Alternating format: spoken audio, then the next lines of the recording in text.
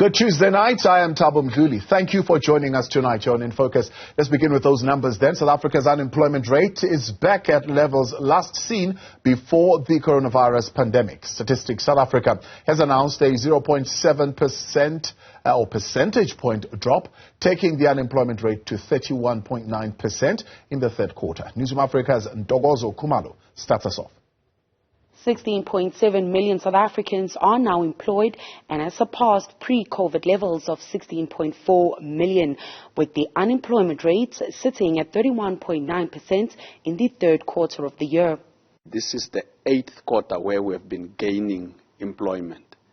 And of course, this quarter, the third quarter of 2023, is the second highest we once gained previously. In 2021, about 648,000 jobs. By province, the Free State was the only one that shared jobs, losing 3,000 over the period, while KwaZulu-Natal, Limpopo and the Northwest recorded the largest gains. While 120,000 jobs were lost in manufacturing, mining, transport and utilities, the other 6 economic sectors saw high employment in the third quarter.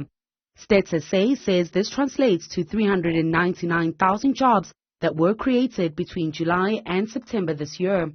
The director and head of business consulting at S&G, Grant Thornton, says while these gains are encouraging, concerns about the skills shortage in the country are mounting. The firm's latest SA Business Pulse survey highlights that while 70% of businesses are looking to boost investments by upskilling their staff, they're worried about future employment, particularly youth entering the workforce.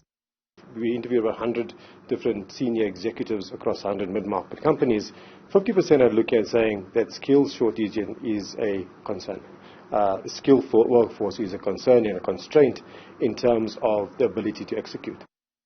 Hassan adds that the skills shortage is most felt in the technology, finance, health and engineering sectors.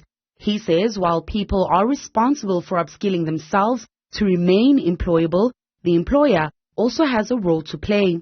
We almost got to look at introspective and say, what is our current workforce environment set up like?